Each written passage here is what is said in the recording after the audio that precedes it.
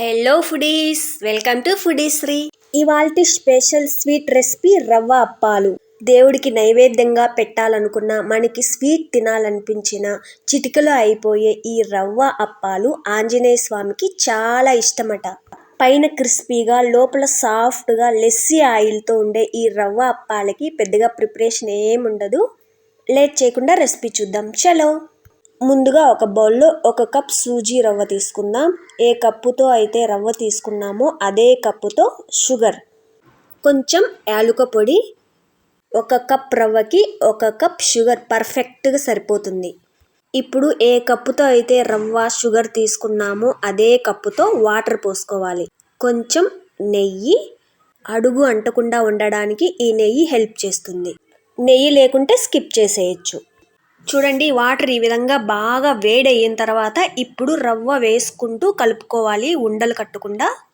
ఇక్కడ గుర్తుంచుకోవాల్సింది 1 కప్పు రవ్వకి 1 కప్పు షుగర్, 1 కప్పు వాటర్. ఈ కొలతలు పాటిస్తే పర్ఫెక్ట్ అప్పాలు మీ సొంతం. ఇప్పుడు మూత పెట్టి రవ్వని మధ్య మధ్యలో కలుపుకుంటూ ఉడికించుకుందాం. చూడండి, ఈ విధంగా బాగా దగ్గరగా అయిన తర్వాత ఇప్పుడు స్టవ్ ఆఫ్ చేద్దాం.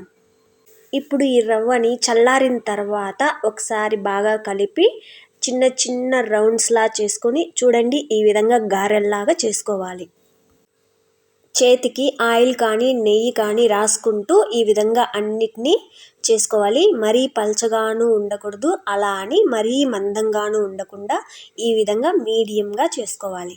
ఇవి వేసే ముందు ఆయిల్ మాత్రం ఎక్కువ హీట్లో ఉండాలి. అప్పాలు వేసేసిన తర్వాత ఫ్లేమ్ని మీడియం ఫ్లేమ్ మీద ఇలా తిప్పుకుంటూ వేయించుకోవాలి. అప్పుడే క్రిస్పీగా వస్తాయి.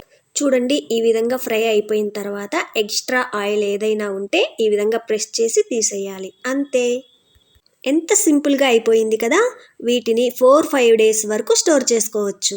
ఇంకెందుకు ఆలస్యం, ట్రై చేసి టేస్ట్ని ఎంజాయ్ చేయండి. Thank you for watching.